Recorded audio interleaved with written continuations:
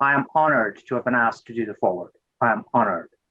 Now, the report is, I've seen it, obviously. I've read it. It's outstanding. It's outstanding. It is a tribute to Leila and John's tenacity, intellectual rigor, and also, I don't use this word ill-advisedly, courage. Courage.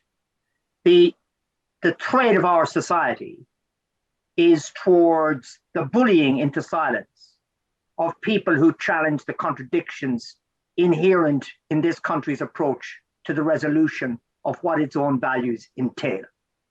And there is a ridiculous level of stupidity about the way in which British values are being policed and used to justify the destruction of British values without any sense of irony.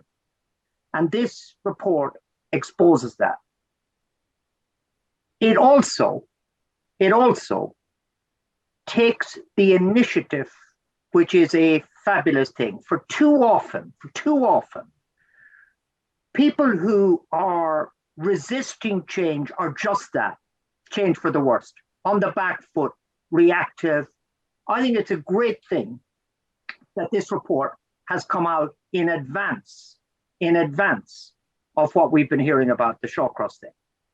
Because we are not here today just reacting to the latest extension of Prevent, which will be flagged up in some massive headline in the Telegraph, which will be used to try and dragoon the Labour Party into a position which is defensive in the culture wars.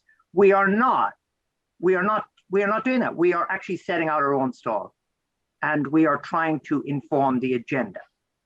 Now, I have my own views on Prevent. I will just say two things and then stop, because I think we're going to have a question and answer opportunity. The first is it a coincidence that the two forwards are by myself and Fionnuala Ní Aoláin? Fionnuala Ní Aoláin is a magnificent scholar and is an independent figure in this field at United Nations level. We are both Irish. It is within our memory what it is like to be subjected to the sorts of things that are a commonplace for many people here. And when it was happening to us, we had the United States on our side, and we had the Republic of Ireland on our side, and we had many, many established figures in British culture who represented a kind of Irishness to the community that would render us all suspect communities. We were, in other words, more secure. But we have a kind of residual cultural understanding of it.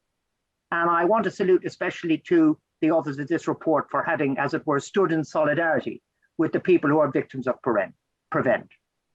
And the second thing I wanted to say is that Prevent has been expanding since its inception, and it needs to be tamed. It was initially developed by well-meaning, thoughtful, and intelligent civil servants as a way of engaging with violence, as a way of preventing political violence, hence Prevent. But under the Conservative and Liberal coalition, it expanded. It expanded to prevent what it called extremism, which had no link with violence. And that's the door into which the invigilators of our behavior have marched, what Rob mentioned right at the start. And that's where it takes a dramatic wrong turning. And I have no doubt that Mr. Shawcross will suggest further expansion. So well done to the report authors and all those who were engaged in the construction of it. As I say, I am proud to be part of this project. I'll stop there.